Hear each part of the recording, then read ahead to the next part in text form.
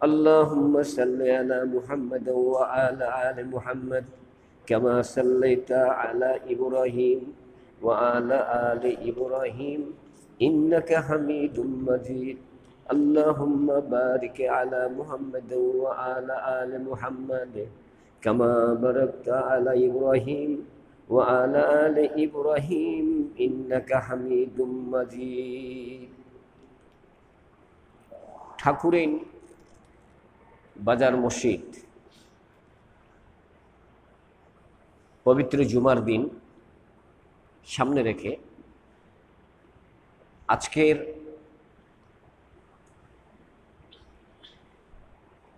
অত্র এলাকা এবং মহল্লা খোদা ভীরু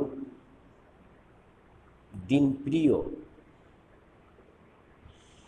এবং আল্লাহর কাছে আত্মসমর্পণকারী হিসাবে প্রাথমিক পর্যায়ে 2 রাকাত নামাজ এবং খুতবা শোনার লক্ষ্যেই মহান মুনিফ আমাদেরকে তার ঘরের মেহমান করে বরণ করে নিয়েছেন। এজন্য আমরা মুনিবের দরবারে শুকরিয়া জ্ঞাপন করি, আলহামদুলিল্লাহ। সারোয়ারে কায়নাত রাহমাতুল লিল আলামিন জনাবে মুহাম্মদুর রাসূলুল্লাহ সাল্লাল্লাহু আলাইহি সাল্লাম যে রাসূল সম্পর্কে কোরআনটা হাতে কোনো ব্যক্তি নেওয়ার সঙ্গে সঙ্গে কোনো ব্যক্তি যখন আল্লাহ পাক রব্বুল আলামিনের কোরআনটা হাতে নেয় তখন ওই ব্যক্তিটার কলিজার মধ্যে বিশ্ব নবীর কথা খেয়াল যদি না হয় তার ইমানেই থাকবে না, তার ইমানেই থাকবে না। কারণ এই কনস্টিটিউশনটা, এই কোরআনটা আল্লাহ পাক রব্বুল আলামিন মক্কি জীবনের 13 বছর তিনি যে পাইলেন, এই 13 বছরের যে তাণ্ডব লীলা, রাসূলের যে অবস্থা, এরপরে হিজরত করে মদিনা যখন গেলেন, সমাজ সুন্দর কায়েম করলেন, তার একটা সুন্দর স্ট্রাকচার। এই কোরআনটা হাতে নিলেই দুইটা, যে ব্যক্তি হাতে নেবে, দুইটা স্ট্রাকচার, দুইটা উপসর্গ, দুইটা সুন্দর করে ইতিহাস ওই ব্যক্তির কলিজার মধ্যে সার্বক্ষণিক থাকবে এবং বিশ্বনবীকে ঝলঝল করে দেখতে পাবে। সুবহানাল্লাহ। যে আল্লাহ নবীর কাছেই কোরআন আসছিল, সেই বিশ্বনবীর দরবারে আমাদের তরফ থেকে, সকলের এই তরফ থেকে লক্ষ লক্ষ কোটি কোটি দরুদ ও সালাম আবারও পড়ি, সাল্লাল্লাহু আলাইহি ওয়াসাল্লাম। সম্মানিত উপস্থিতি, আমি কিন্তু আপনাদের খতিব না। হাবিবুল্লাহ বেলালি কালকে রাত্রিবেলায় আমাকে টেলিফোন করলো, বড় ভাই দয়া করে আপনি একটু ঠাকুরেন বাজার গিয়ে, আমি বিশেষ কারণে যাইতে পারতেছি না, আপনি একটু দয়া করে যদি আপনি ফাঁকা থাকেন একটু খুতবাটা দিতে যাবেন। আমি ওকে একটু কথা বললাম যে হাবিবুল্লাহ, আমি আজকে 3 দিন ধরে সারা রাত কোনো ঘুম হয়নি, চূড়ান্ত জ্বর, মাথার ব্যথা, উঠি দাঁড়াইতে পারতেছি না, কথাবার্তা কারোর সঙ্গে সহযোগ, এই যখন কথা যে বলতেছি আমি, আমার কথার মধ্যে জড়তা বুঝতে পারতেছেন আপনারা, ক্লিয়ারেন্সই কিন্তু এখন আসেনি। মানে এটা কেমন জানি একটা জ্বর, বর্তমানে এখন শরীরে জ্বর নাই, মনে হচ্ছে সারা রাত কে জানে বেডাইছে আমাক, এমন পরিস্থিতি, শারীরিক অবস্থাটা। আমার জন্য সকলে দোয়া করবেন, আল্লাহ পাক রব্বুল আলামিন যেন শেফাই কুল্লিয়ে দান করেন। তার মধ্য দিয়ে ছোট ভাইয়ের দাওয়াত গ্রহণ করে আমি আপনাদের মাঝে উপস্থিত হতে পেরেছি ইনশাআল্লাহ। সম্মানিত মুসল্লিন একরাম, আমি এর আগে শুনেছি আপনাদের এই মসজিদের মধ্যে বিষয়ভিত্তিক আলোচনা হয় এবং গঠনমূলক আলোচনা হয়। তবে একটা জিনিস আপনারা জানে রাখবেন, গঠনমূলক বা বিষয়ভিত্তিক আলোচনা, পর্যালোচনা যত বড় মৌলবি হোক না কেন, আলেম অন্য জিনিস, কিন্তু মৌলবি আলাদা, মৌলবি আলাদা, আলেম হলো আলাদা। বিষয়ভিত্তিক কথাবার্তা বলা এখানে খুব কষ্টকর ব্যাপার। এটা ভাষার ব্যাপার। তো কোরআনে আয়াতকে সামনে রেখে, রাসূল করিম সাল্লাল্লাহু আলাইহি ওয়াসাল্লামের তার সুন্নাহকে সামনে রেখে সমস্ত মুসল্লিদেরকে একটি সপ্তাহের জন্য, এই সপ্তাহ শুক্রবার থেকে আগামী সপ্তাহ শুক্রবার পর্যন্ত তাকে একটা মোটিভেশন করা, এই মোটিভেশনের মাধ্যম দিয়ে এক সপ্তাহ তিনি চলবেন, সেটা খতিব সাহেব ইনস্ট্রাকশন দিবেন। আর এই মাফিকেই যারা খুতবা দিবে এবং যারা এটাকে গ্রহণ করবে, আমি মিম্বরে বসে আপনাদেরকে আল্লাহর শপথ করে বলতেছি, এই ব্যক্তিগুলো মারা গেলে কেউ জাহান্নাম যাবে না, সবাই জান্নাত চলে যাবে। কারণ খতিব সাহেব বিষয়ভিত্তিক কোরআন এবং সুন্নাহ মাফিক জন্য আলোচনা করে, এটাকে আমি সমস্ত প্রিন্ট আপ করলাম, আমি আমার সঙ্গে সেটিং করলাম। সেটিং করার পরে আমার পোশাক বিশাল, হাজির তোপ মাথায় দিয়ে আসছি, এটা ফ্যাক্টর না। সবচেয়ে ফ্যাক্টরটা হচ্ছে আমি কোরআন এবং সুন্নাহ মাফিক আমি আমাকে কতটুকুন স্টিলভাবে দাঁড়িয়ে রাখতে পারিছি, এটা আমি আমাকে প্রশ্ন করব আগে, কাউকে আঙ্গুল দেখাই দেওয়া যাবে না। সম্মানিত আল্লাহর মেহমানগণ, আমি আপনাদের সামনে একটা আয়াত পাঠ পেশ করেছি। সেই আয়াতটি আমি আশা করব বাড়িতেও আপনারা পড়ালেখা করবেন। সূরা মুমিনের 28 নম্বর আয়াত। এই আয়াতটা নাজিলের একটা কারণ রয়েছে, এই নাজিলের কারণটা আপনাদেরকে একটু বলি আমি, তাহলে অর্থটা বুঝতে আপনারা খুব সহজ মনে হবে। বিশ্ব মানবতার মুক্তির দূত রাহমাতুল লিল আলামিন জনাবে মুহাম্মদ রাসূলুল্লাহ সাল্লাল্লাহু আলাইহি সাল্লাম মক্কি জীবনে নবুয়ত প্রাপ্তি যখন হলে হেরা গুহার মধ্যেই, তখন থেকে শুরু করে 3টি বছর তার উপর কোনো হামলা ঝামলা আসে নাই। 3য় থেকে 6ষ্ঠ বছর পর্যন্ত তারপরেও হামলা ঝামলা যদিও আসছিল, সেটা তার চাচা ছিল স্বয়ং আবু তালেব। এটা তিনি বুকের মধ্যে টেনে নিয়ে কাউকে কথাবার্তা বলতে দেয়নি। পার্লামেন্টে অনেক কথাবার্তা হয়েছিল মুহাম্মদের ব্যাপারে। আবু তালেব ওখানে মুখ উঁচু করে বলে দিয়েছিল, মুহাম্মদ আমার ভাতিজা, তার বিরুদ্ধে কেউ যদি কথাবার্তা এতটুকুন বাঁকা বলার চেষ্টা করবেন, তাকে আমি পৃথিবীতে রাখবো না, আউট করে দিয়ে দিব। সুবহানাল্লাহ করনা। তার চাচাকে ইসলাম গ্রহণ করে নাই, ভাতিজাকে এত ভালোবাসত।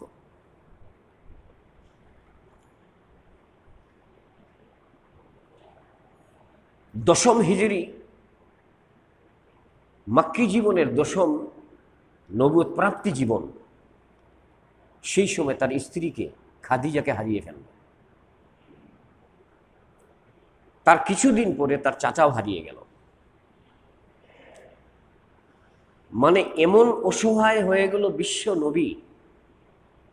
সেই সমাজের মধ্যে তখন কাফেরেরা ইসলামকে ধ্বংস করানোর জন্য হাতের তালি থেকে শুরু করে, তাণ্ডব লীলা থেকে শুরু করে এমন কোনো আনন্দ উৎসব বাদ রাখে নাই যে মুহাম্মদকে কাহিল করতে আমাদের আর কোনো সময় লাগবে না।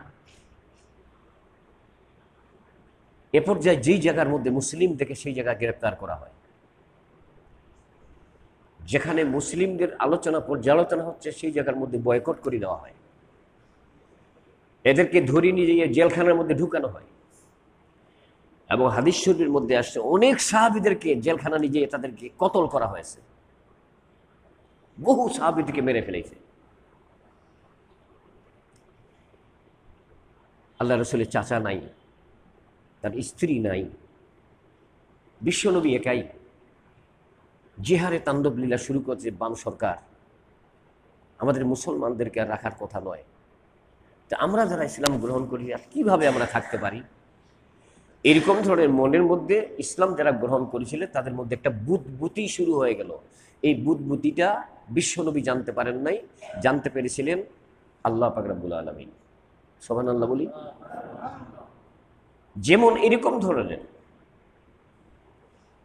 বদর প্রান্তরের মধ্যে যেদিন 313 জন সাহাবী কাফেরদের সঙ্গে মোকাবিলা করতে গিয়ে 9 থেকে 950 সাহাবী কাফেরদের সঙ্গে মোকাবিলা করার জন্য পথিমধ্যের মধ্যে উভয় কিন্তু একটা মিটিং দিয়েছিল। ওই মিটিংয়ের সিদ্ধান্তক্রমে 90% মুসলমানদেরকে ফিরিয়ে নিয়ে আসছিল। 313 জন মুসলমান সিলেকশন হয়েছিল। ওই 313 জন মুসলমান বলে দিয়েছিলেন, বিশ্বনবীকে কথা দিয়েছি, জীবন থাকলেও 100, না থাকলেও 100, আমরা আল্লাহর পথে বাইর হয়েছি, ততক্ষণ পর্যন্ত ফিরিয়ে যাব না যতক্ষণ পর্যন্ত এই জমিনে ইসলাম কায়েম করবো না। বল সুবহানাল্লাহ। এই 313 জন মুসলমান যখন বদর প্রান্তর এলাকার মধ্যে তাঁবু খাটালেন, তাঁবু খাটানোর পরে ঢাল নাই, তলোয়ার নাই, যেটুকুন আছে ফাটা ফুটা, এবং তাদের কোনো খাওয়া নাই। রমজান হলো 17ই রমজান, কেউ একটা খেজুর খেয়ে রোজা, এক ঢোক জমজমের পানি খেয়ে রোজা, এতটুকুন শক্তি শরীরের মধ্যে নাই। এই অবস্থাটা কিন্তু আল্লাহ নবী জানতে পারেন নাই। এটা জানতে পারেছিল কে? আল্লাহ পাক রব্বুল আলামিন। ওই সময় আল্লাহ পাক রব্বুল আলামিন বিশ্ব নবীর কাছে ওহী পাঠালেন। ইজ ইউহি রাব্বুকা ইলাল মালাইকাতি আন্নী মাআকুম, সূরা আনফালের 12 নম্বর আয়াত। ফাসাব্বিতুল্লাযিনা আমানু সাউলকি ফি কুলুবিল্লাযিনা কাফারু রুবা। মহান আল্লাহ পাক রব্বুল আলামিন তাদেরকে জানিয়ে দিচ্ছেন 313 জন মুসলমান, টেনশনের কোনো কারণ নাই। আমি সপ্তম আসমানের উপরে অজস্র ফেরেশতাকে আমি আল্লাহ আমার ফেরেশতাদেরকে অর্ডার দিয়েছি যে এই মুহূর্তের মধ্যে তো ইজ ইউহি ইংরেজি হলো এট ওয়ান্স, এক্ষণেই, বাংলা হলো এক্ষণেই, 1 সেকেন্ড তোমরা দেরি করিও না। এই মুহূর্তের মধ্যে তোমরা নেমে যাও, বদর প্রান্তরের 313 জন মুসলমানের কলবের মধ্যে তোমরা ঢুকে যাইয়া তাদের সাহসগুলোকে বাড়াই দিয়ে দাও। সুবহানাল্লাহ। এই মেসেজগুলা মনিবের তরফ থেকে আসছিল। ওই বদর প্রান্তরের মধ্যে 313 জন মুসলমান বিজয়ী হয়েছিল, হাজার হাজার কাফেরদেরকে বালির সঙ্গে বিনিষ্ট করে দিয়েছিল। এখন এই লোকগুলি আল্লাহর নবীর কাছে তখন কি করবে?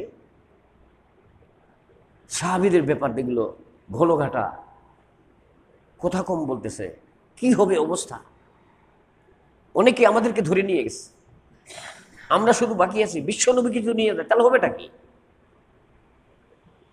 এ পর্যায়ে আল্লাহ পাক রব্বুল আলামিনের কাছে ওই মুহূর্তের মধ্যে এই আয়াতটা, ফেরাউনের জগতের, ফেরাউনের কার্যকলাপ যখন চলতেছিল, পৃথিবীর মধ্যে সবচেয়ে জঘন্যতম প্রাইম মিনিস্টার ছিল ফেরাউন। ফেরাউনের ঊর্ধ্বে জঘন্যতম প্রাইম মিনিস্টার আল্লাহর জমিনে জন্ম নেয় নাই, নিবেও না কোনোদিন। এবং ফেরাউনকে সেই দিন থেকে শুরু করে কিয়ামত পর্যন্ত তার লাশটা অক্ষত অবস্থায় আছে কিনা, এটা থাকার কারণ কি জানেন? একটি মাত্র কারণ, ফেরাউনের যে কার্যকলাপগুলি, তার লাশটা দেখে এই কার্যকলাপ, দুনিয়া যতদিন থাকবে এর কার্যকলাপ মাপে কিছু সমাজের মধ্যে লোক থাকবে। ফেরাউনের মূল লক্ষ্য উদ্দেশ্য ছিল 2টা জিনিসকে আউট করে দিত। একটা জিনিস হচ্ছে আলেম ওলামাদেরকে নির্মূল করে দিত, ফেরাউনের প্রথম লক্ষ্য ছিল এটা। 2য় নম্বর লক্ষ্য উদ্দেশ্য ছিল শিক্ষা প্রতিষ্ঠানের মধ্যে এমন ধরনের আগুন ধরাই দিয়েছিল, একটা সন্তান শিক্ষা প্রতিষ্ঠান থেকে শিক্ষা শিখিয়া আদর্শ শিখে নাই, সমস্ত জালিম, হত্যাকার, সে মুনাফিক, মানে নিত্য নতুন ধরনের ইসলামে যাহা নাই তার চেয়ে এগুলো শিখিয়া বাইরে হয়ে চলে আসতো। এই শিক্ষা প্রতিষ্ঠান তৈরি করতো ফেরাউন, নাউজুবিল্লাহ বলেন। চরিত্র আদর্শ বলতে কোনো কিছু নাই।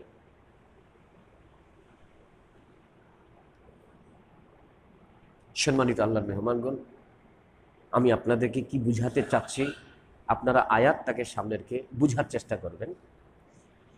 এখন ওই মুহূর্তের মধ্যে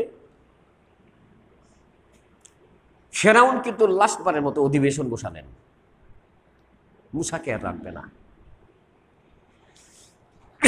না রাখার কারণে ফেরাউনের বেতন খায়, ফেরাউনের চাকরি করে, ফেরাউনের দলের একজন লোক, উঁচু পদস্থ কর্মচারী এবং স্বরাষ্ট্রমন্ত্রী পর্যায়ে একজন লোক, আল্লাহ পাক রব্বুল আলামিন তার মগজটাকে ক্রয় করে নিয়েছেন মুছার জন্য। সুবহানাল্লাহ। এই লোকটি চিন্তা করলো এত সরকারি টাকা খরচা করে এই লোকটাকে মারার জন্য, অথচ আমি ছোট নই, আমি এই দেশের একজন বড় কর্মকর্তা, আমি এখন পর্যন্ত কোনো প্রকার দেখলাম না যে মুসার এতটুকুন কোনো অপরাধ পেয়েছে, কোনো অপরাধ নাই। যে অপরাধ না পাওয়ার কারণে এই দেশের সরকার তার উপর এত চড়াউটা কেন? সঙ্গে সঙ্গে আয়াত যখন নাজিল হলো, অধিবেশনে বসলো, তখন এই লোকটি পারমিশন, সেই সময় মুসার পক্ষ হইয়া কেউ যদি কথাবার্তা বলতো তাকে পৃথিবীর মধ্যে 1 সেকেন্ড রাখতেন না, সঙ্গে আউট করে দিত।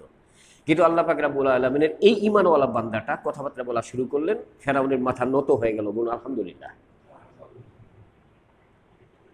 উনি বললেন, ওয়াকালা রাজুলুম মুমিনুন মিন আলি ফিরাউন ইয়াকতুমু ঈমানাহু আতাকতুলুনা রাজুলান আইয়াকুলা রাব্বি আল্লাহ। যে লোকটাকে আপনারা হত্যা করতে চাচ্ছেন, ঈমানওয়ালা লোকটি বলতেছেন, সম্মানিত স্পিকার, যে লোকটাকে আপনারা হত্যা করতে চাচ্ছেন সেই লোকটির কোনো অপরাধ আমি দেখতে পাচ্ছি না, আপনারাও হয়তো অপরাধ তার দেখতে পাননি।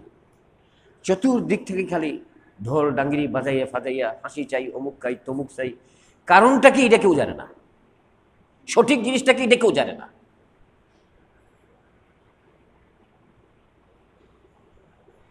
আমি একটা অপরাধ দেখতে পেয়েছি তার, মুসার। সেই অপরাধটি হচ্ছে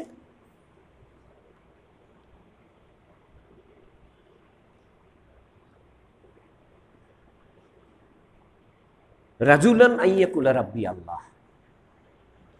মুসা আলাইহিস সালাম মহান আল্লাহ পাক রব্বুল আলামিনকে তিনি রব মেনে নিয়েছিলেন। কি মেনে নিয়েছিলেন জোরে কোন তো? আল্লাহকে কি মেনে নিয়েছিল? রব মানার কারণেই গোটা রাষ্ট্র গরম হয়ে গেল।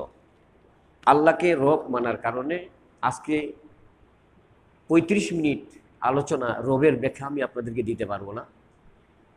আপনারা রবের ব্যাখ্যাটা বাড়িতে দয়া করে পড়বেন, সূরা মুমিনের 28 নম্বর আয়াত। রব শব্দের অর্থটা কি, এটা আমি যদি হয়ে থাকি আমার উপর এই আঘাত আসবে। যদি আঘাত না যদি আসে তাহলে রব আমি মানলাম না, আল্লাহকে রব হিসাবে মানলাম না। আল্লাহ পাক রব্বুল আলামিনকে রব হিসাবে মানা 100-এর মধ্যে 100%। যেই সমাজের মধ্যে কোরআনী হুকুমত নাই, কোরআনী সমাজ কায়েম নাই, আপনার উপর আঘাত আসবে। যদি না আসে ঠান্ডা মাথায় অন্য দেখে আপনার চিন্তা করবেন না এবং অন্য কোনো সেন্সের মধ্যে ঢুকাবেন না। যেই সরকার বা যেই রাষ্ট্রের মধ্যে কোরআনী হুকুমত কায়েম নাই, ওই রাষ্ট্রের মধ্যে যেই ব্যক্তি আল্লাহকে রব মেনে নিবে, রব মেনে নিবে, রব মেনে নিবে, তার উপর আঘাত আসবে। যদি আঘাত না যদি আসে তাহলে আমরা এই কোরআনটা তেলাওয়াত করে রবের শব্দটা জানিয়ে আমরা নিজে নিজে সিদ্ধান্ত নিয়ে ফেলাও। আলহামদুলিল্লাহ বলি। অথচ তিনি বলতেছেন, ওয়াকাদ জাআকুম বিল বাইয়িনাতি মির রাব্বিকুম। সম্মানিত সংসদের বড় বড় নেতা কর্মচারীরা, আপনাদের সামনে একটা কথা অ্যাপ্রোচ করতেছি আমি। মুসা আলাইহিস সালাম মুখ দিয়ে যাহা কথাবার্তা বলতেছেন, এই কথাগুলি একটিও তার বানোয়াট কথা নয়, বাইয়িনাত আল্লাহ তরফ থেকে তিনি নাজিল হওয়া কথাবার্তাগুলি গোটা জাতিকে জানিয়ে দিচ্ছেন। সুবহানাল্লাহ। তবে আমি আরেকটি কথা বলতে চাচ্ছি, ঈমানওয়ালা লোকটি বলতেছেন, সেই কথাটি হলো,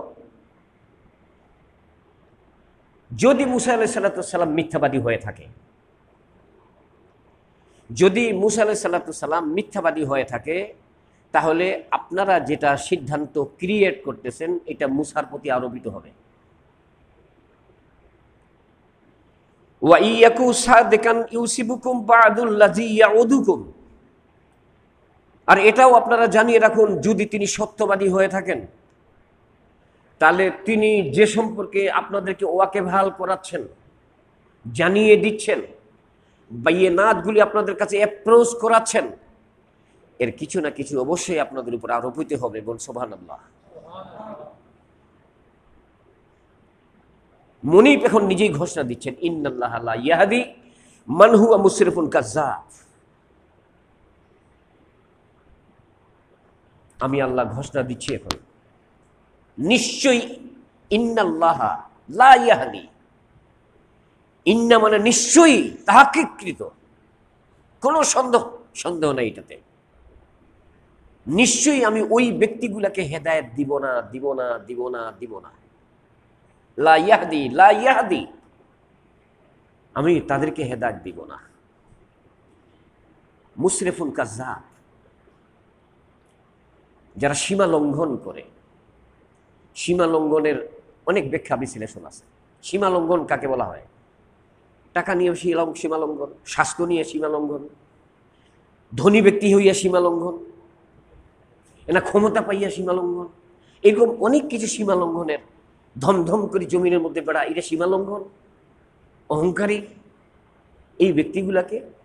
আর যে ব্যক্তিকে বলছে কাজ্জাব, যারা মিথ্যা বলে, এটা একটি কথা, যারা মিথ্যে কথাবার্তা বলে। যেমন মিথ্যের কথাবার্তাগুলি আমরা তো মহামশাই সার্বক্ষণিক বলি, কেমন করি জান্নাত আপনি আমি পাবো, আমরা আমাদেরকে প্রশ্ন করি না।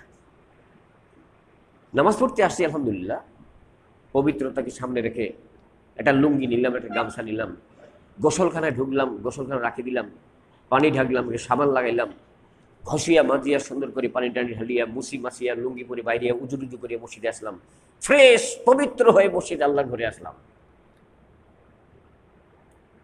ফজর নামাজ পড়েছি আমরা। ফজর নামাজের সময় আপনি বলে দিয়েছেন ইয়্যাকা না'বুদু ওয়া ইয়্যাকা নাস্তাঈন, আল্লাহ তোমার আমি গোলাম। সুবহানাল্লাহ কন্যা। ফজর সময় বলছি কিন্তু আমি, আল্লাহ তোমার আমি গোলাম। নাস্তাঈন, আল্লাহ তুমি আমাকে সাহায্য করো। আল্লাহ, এই গোলামের গোলামিয়াতটা কি, এটা আমরা বোঝানোর চেষ্টা করি না।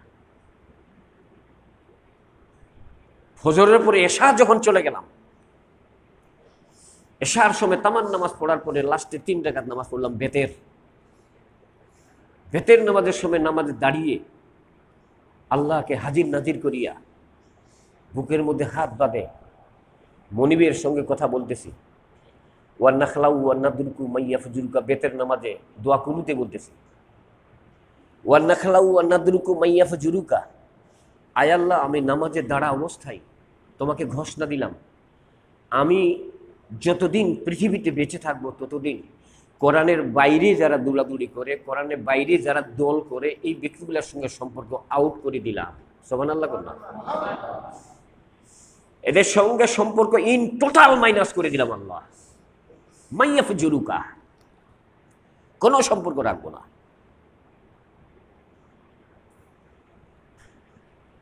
আমি কাজ্জাবের কথা বলছি, মিথ্যা। আপনাকে আমাকে যেদিন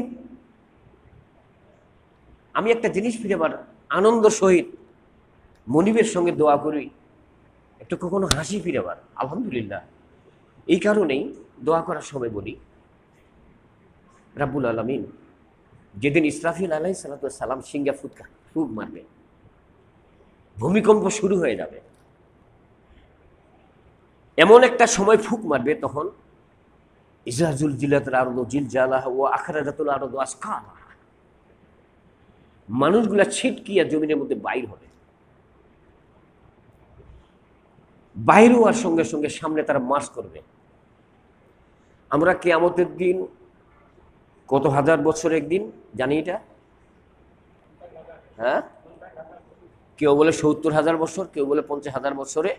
এখনকার ৭০,০০০ বা ৫০,০০০ বছরের কিয়ামতের দিনে একদিন। আমি ফিরিটা মাথায় অন্য সেন্সে আপনার নিয়েন না, আমি সহজে নেই না। কেন জানেন? ওই আয়াতটাকে সামনে রেখে সূরা জুমার ওয়াসিকাল্লাযীনা তাকাউ রাব্বাহুম ইলা জান্নাতি জুমারা হাত্তা ইজা জাউহা ফুতিহাত আবওয়াবুহা ওয়া ক্বালা লাহুম খাজানাতুহা সালামুন আলাইকুম তিবতুম ফাদখুলুহা খালিদিন। বল সুবহানাল্লাহ করনা। এই আয়াতটাকে সামনে রেখে আর আরেকটা আয়াতকে সামনে রেখে ওয়ালা তাকুলু লিমান ইউখতালু ফি সাবিলিল্লাহি আমওয়াত বালাহিয়া আল্লাহ বলে দিয়ে দিচ্ছেন এই লোকটা মারা গেছে, সে মৃত নয়, আমি আল্লাহ ঘোষণা দিয়ে দিলাম। সুবহানাল্লাহ কর না, আমি আল্লাহ ঘোষণা দিলাম সে মৃত নয়। আল্লাহ যদি বলে থাকে লোকটা মৃত নয়, তা আমি মৃত কেন বলবো? এটা কামনা আমি আমাকে করব আগে।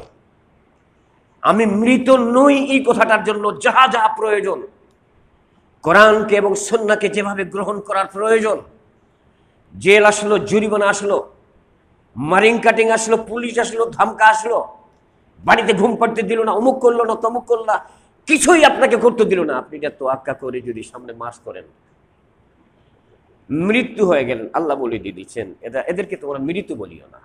আমি কেন বলি ৭০,০০০ বছর একদিন, এটা আমি টেনশনও তো করি না এই কারণেই,